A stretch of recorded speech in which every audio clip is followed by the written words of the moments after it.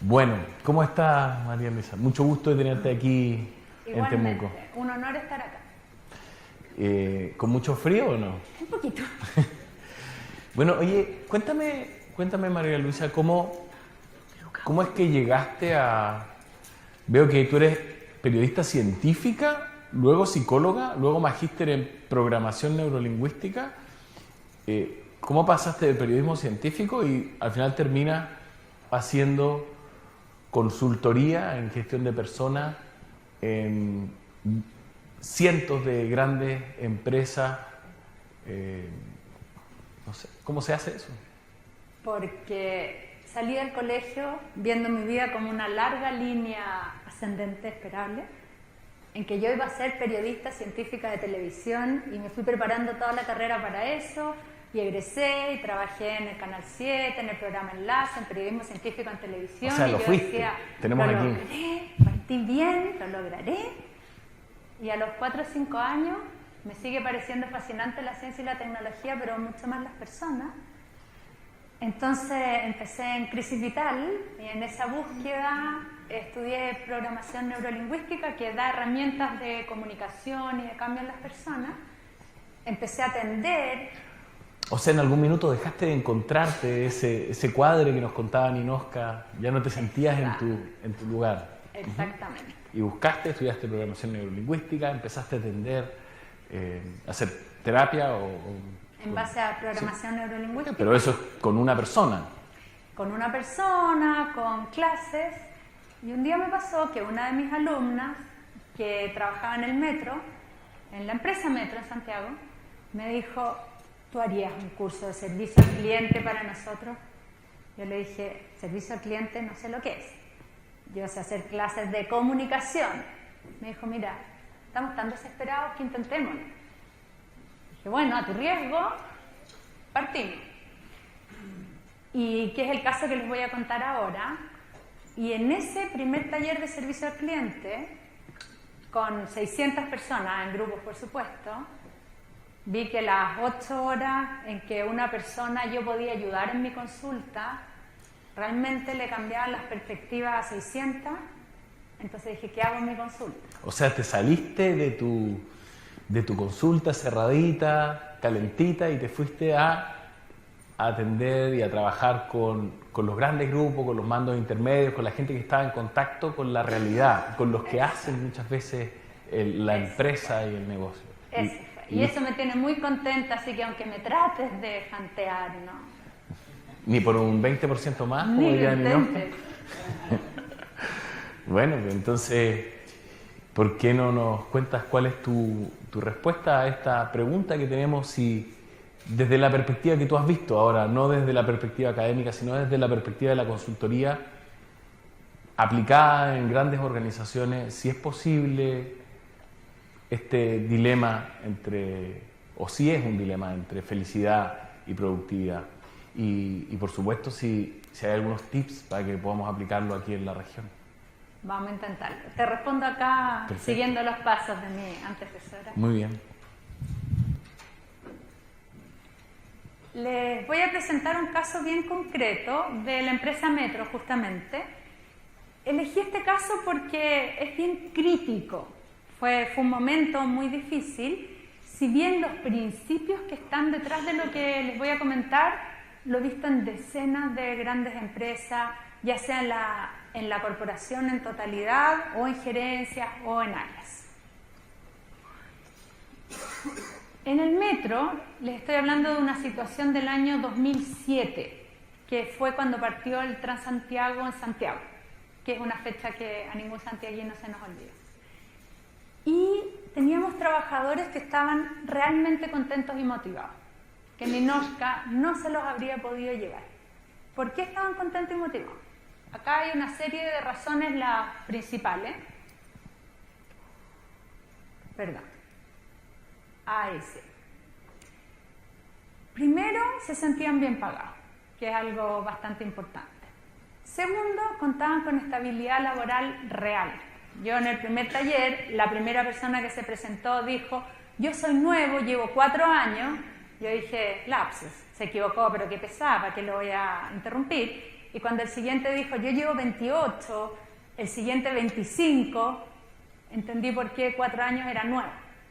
O sea, estamos hablando de estabilidad laboral. El que quería hacer una vida en torno a una buena empresa lo podía hacer. Tenían jefes que consideraban muy cercanos y modelos porque es una empresa muy meritocrática. El gerente de todas las áreas de las 100 estaciones partía siendo cajero y era el gerente de todo. No había un solo supervisor que no hubiera pasado antes por todos los cargos desde abajo. Entonces los jefes eran admirados y eran una referencia de cómo yo puedo desarrollarme en la empresa. Tenían beneficios excelentes, sobresalientes, muchas actividades deportivas y de todo tipo que realmente tenían oportunidad de aprovechar. Dado el rol social de la compañía, eso les facilitaba, pero lo tenían, una conexión profunda con el sentido de su trabajo. El poder llegar a tiempo a sus casas y a su trabajo en Santiago, por ejemplo, llegar a tiempo a la vuelta, donde en Santiago alguien que se demore menos de 1 hora de la casa al trabajo es un privilegiado, tiene que ver con la posibilidad de estar o no con la familia. Acá en Chile que las 5 horas alguna vez llegaremos, pero que no, y en Santiago que además el que sale a la hora también es un afortunado. Entonces es un tema de calidad de vida relevante y la seguridad, ¿para qué decir? Entonces realmente entendían lo importante y además cada trabajador de metro conectaba su tarea específica con el resultado final. Es como esto la catedral, pero pasada a verdad. Al mecánico yo le decía, ¿y usted qué hace? Bueno, yo afirmo las tuercas de no sé qué, porque si no se descarrila el tren. Y tenía esa mirada. Tenían además un orgullo, porque el metro estaba siempre, al menos, en los 10 primeros lugares de todos los rankings empresariales que se les pueda ocurrir, y además internacionales. Todos hemos escuchado la calidad mundial de metro, es verdad. Ranquean los primeros metros del mundo. Y eso en base a indicadores bien duros, varios de los cuales son indicadores que tienen que ver con el manejo de cada estación. El caso que les estoy presentando ahora es con los jefes de estación, que son 600 personas que están a cargo de las 100 estaciones y es el gerente de esa estación. Todo lo que ocurre en la estación es responsabilidad de ellos. Y el tema de ellos es manejar que todo funcione perfectamente en esa estación. Orgullo Cuando nacional. viajábamos al extranjero, íbamos a París. Mi metro. Y decía, "Ves, nuestro metro es diferente". Metro de París, ¿qué es eso? Además, por trabajar en una empresa así, era un hit social. Tenían asegurado, llegaban a un cumpleaños, tú trabajas en metro, listo. Valoración social total. Y además, era una empresa muy exigente en sus resultados y con apoyos permanentes de capacitaciones, de coaching. Si alguien quería hacer un diplomado, le pago el diplomado, le doy las opciones de horario. Entonces, además, sabiendo que su empleabilidad era cada vez mejor. O sea, mirando esto, no te quiero quitar personas, pero dan ganas de postular, ¿cierto? Pero tenía sus peros. El jefe de estación, ustedes se pueden imaginar lo que ocurre en una estación de metro con todas sus entradas, salidas, flujos de gente, personas que se caen de la escalera, el asalto, etcétera, que tener un minuto libre en su horario de trabajo era algo imposible. Muchas veces estaban almorzando cuando la señora se quebró la cabeza en la caída, entonces no podían seguir almorzando. Por ejemplo, cuando estaban en la casa y había una emergencia total, en que el reemplazo del fin de semana era un jefe más nuevo, llamaba al jefe antiguo y el jefe antiguo, si era un caso realmente grave, partía a la estación. No correspondía, pero desde el compromiso, la motivación y hasta vacaciones eran interrumpidas. Entonces realmente una desconexión total con el trabajo era muy difícil. El equipo de apoyo con que ellos cuentan en la estación son subcontratistas, que no es lo mismo que cargos internos. Entonces la preparación era regular, había una rotación muy alta en los subcontratistas, lo que dificultaba mucho.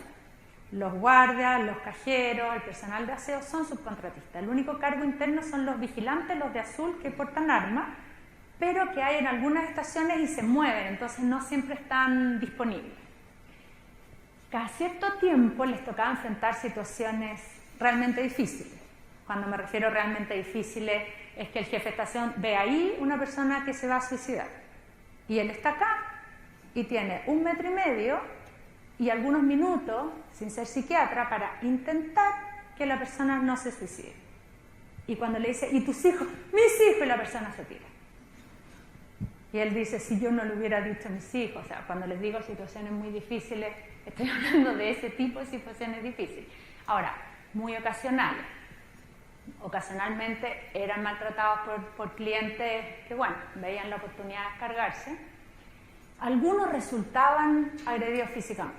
Si bien estos 3 aspectos eran los más difíciles, eran ocasionales, ellos sabían que podían ocurrir y tenían muchos espacios de encuentro, de conversación con los jefes, entre ellos, en que se apoyaban, se daban pautas, de manera que era vivido colectivamente, que es muy distinto a vivirlo individualmente. Ahora, pese a todo esto, se declaraban realmente felices en su trabajo.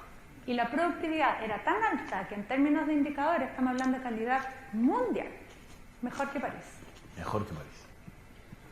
Ahora, ¿qué pasó? Llegó Transantiago. ¿Qué significó Transantiago? De 500.000 personas diarias a 1,8 millones del día lunes al día martes. Planificado, por supuesto, el metro sabía, estaba preparado, pero no se logró dimensionar lo que iba a significar. De 500.000 a 1,8 millones se puede decir, todas las situaciones críticas se van a multiplicar por 4. Se multiplicaron por 20, no por 4. Porque el estado en que viajaban las personas apretado, significa que los asaltos aumentaron infinitamente, que el nivel de rabia de las personas producía muchos más ataques, muchos más accidentes. Las personas juntas era mucho más fácil resbalarse en la escalera. Si bien estaba todo previsto para mantener los equipos de estaciones, las escaleras fallaban mucho más, se frenaban, se caían todo. ¿Para qué les voy a decir? Porque podríamos estar el día completo en eso. ¿Cómo llegaron tantas personas? ¿Cómo pasan de 500 a 1800? Bueno, ahí tendrías que preguntar a Transantiago, pero ¿sí? Así fue el sistema. Transantiago los empujó ahí. Así fue, claro. Con el mismo ticket. Ese factor del mismo ticket es bien importante porque en Chile, que tenemos niveles socioeconómicos marcados, a diferencia de países europeos, que es más parejo, el metro pasó de transportar a la élite, que pagaba aparte un pasaje caro, a transportar a toda la población, a personas que nunca habían andado en metro y de un nivel sociocultural muy bajo, a delincuentes también, a no necesariamente personas de buen comportamiento, a lo que el personal del metro no estaba acostumbrado. Y además, en las estaciones más chiquititas, don Juanito saludaba a doña Juanita y doña Juanita cada 15 días le decía, ¿sabe qué hice Quiquito en mi casa y le traje un pedacito? ¡Ay, doña Juanita! Y pasó una horda de desconocidos. No, realmente fue una situación que lo del suicida que les comenté, que les pasaba una vez cada 3 años a algunos, les empezó a pasar una vez cada 2 meses. O sea, una cantidad de historias que no quiero deprimirlos, pero se las pueden imaginar, ¿no? Entonces, pasaron de estar felices a estar totalmente infelices. Como les contaba Ninorka, las licencias de 3 a 16% en 4 meses, hubo renuncias, que en algo que en el metro era imposible, y los indicadores, o sea, los niveles de productividad, que si bien estaba previsto que por supuesto iban a bajar, pero acorde a la nueva situación, se fueron al suelo. Y esta empresa que rankeaba en los 10 primeros lugares pasó a rankear en los 10 últimos, en todas las mediciones. Entonces llegaban al cumpleaños y todos les decían, claro, el otro día en el metro me gincé, porque dejaron de ir a cumpleaños. Mal. La empresa, para ir apoyando, dijeron, necesitamos reforzar el servicio al cliente urgente. Partamos por levantar la moral de nuestros trabajadores al recuperar esta empresa el sitial que debe recuperar. Tenemos un orgullo nacional de los niveles de metro, recuperémoslo. Aparte que este mal servicio al cliente significa muerte, significa accidente, no es solamente números lindos. tiene que ver con índices de accidentabilidad, de asaltos, de muchos factores muy importantes.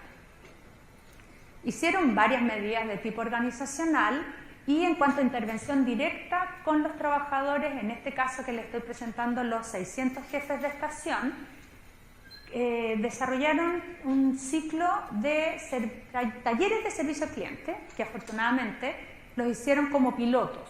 Vale decir, hicieron un taller a 100 personas para verificar cómo mejoraban los indicadores e ir puliendo para que después mejorar. Se hizo el taller y a la semana los indicadores en relación al resto. O sea, por suerte fue un piloto, porque si no, Santiago hubiera colapsado. Entonces dijeron, es que el taller pasó esto, vamos a corregir esto. Se hizo un segundo taller, lo mismo.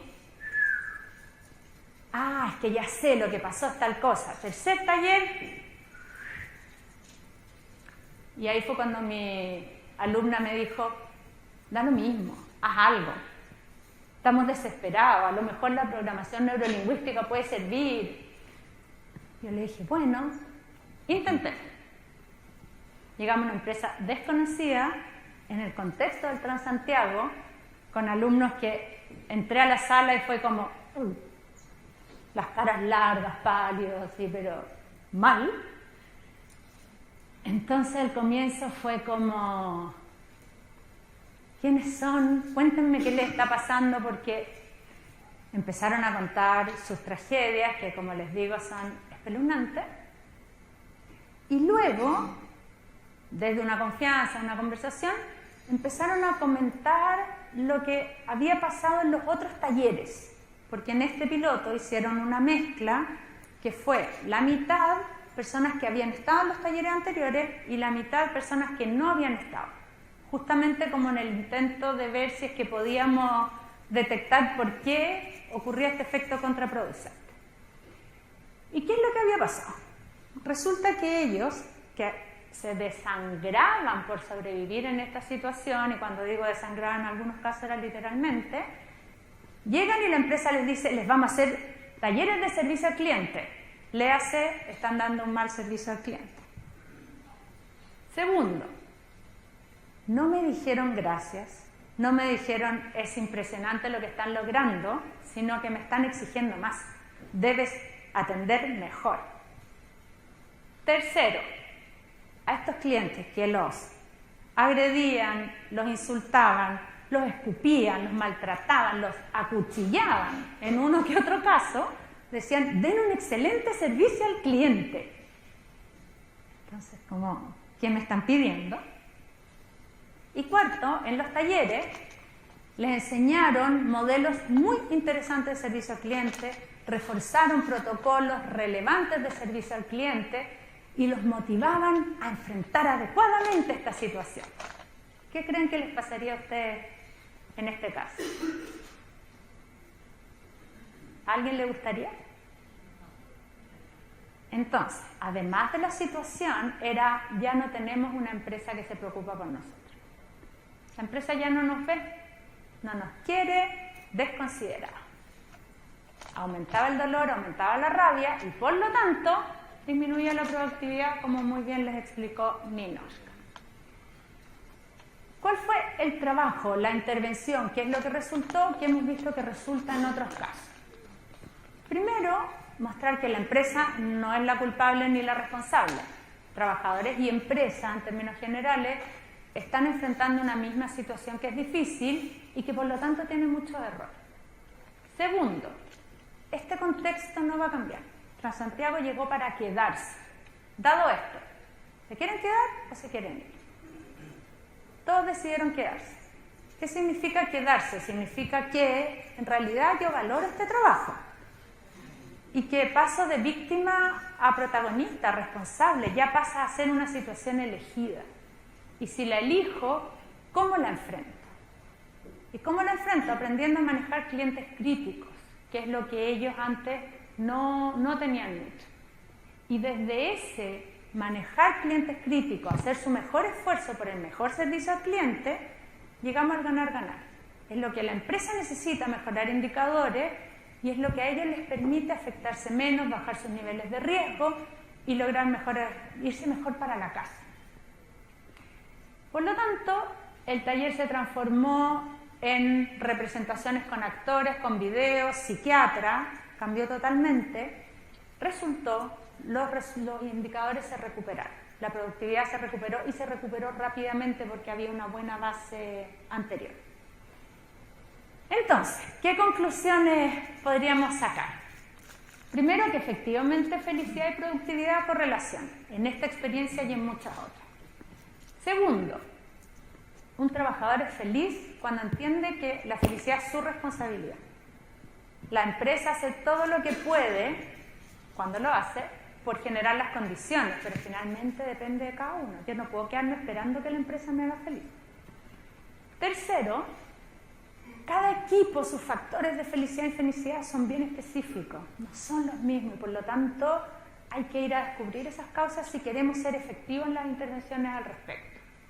¿Cómo descubrirlas? En mi experiencia, en una conversación horizontal. En ese momento, una conversación de humano a humano, de cuáles son las dificultades, cómo podemos abordarlas en conjunto, cómo podemos negociar, porque puede que los trabajadores quieran algo que para la empresa no es posible, o que la empresa quiere implementar algo que para los trabajadores no les hace sentido. Y cómo trabajamos en conjunto, compartiendo responsabilidades en este ganar-ganar. Algunas recomendaciones puntuales y con esto termino. Primero, yo les recomiendo contar con canales formales que estén establecidos como parte de los protocolos presenciales entre jefes y trabajadores en los distintos niveles que ustedes tengan.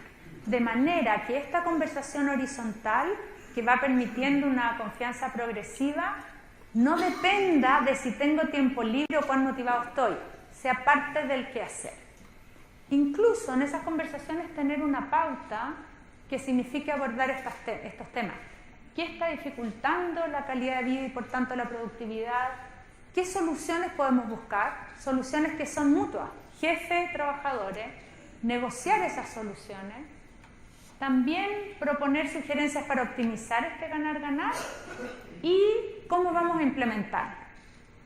En esto es muy útil, lo he visto en muchas empresas, cada cierto tiempo desayuno con el gerente del área, cada cierto tiempo desayuno con el gerente general, en que para esos gerentes les da la posibilidad de darse cuenta qué está pasando y para esos trabajadores también les da la posibilidad de en ese momento una conversación de igual a igual en temas de mutuo interés. ¿Qué les recomendaría evitar? Porque he visto consistentemente que dan malos resultados. Primero, que el diagnóstico sea desde la genialidad del jefe o recurso humano, que puede aceptar o no aceptar. Segundo, el diagnóstico tiene que ser conjunto. Segundo, consolar. Pobrecito, lo que te está pasando, ánimo. O sea, tú, víctima, qué terrible, quédate llorando. Tercero, compensar. Como estás tan triste, te doy un chocolatito. Fatal. Después voy a querer 2 chocolatitos y 3 chocolatitos. Y además yo soy tan víctima que necesito que me den regalo. Y cuarto, minimizar los reclamos y las molestias de los trabajadores. Dar un espacio para conversarlo, que ahí volvemos a lo de arriba. Eso es. Y hoy día Metro ha recuperado dentro de lo posible su estándar y sus resultados y vuelve a tener una calidad mundial. Eso.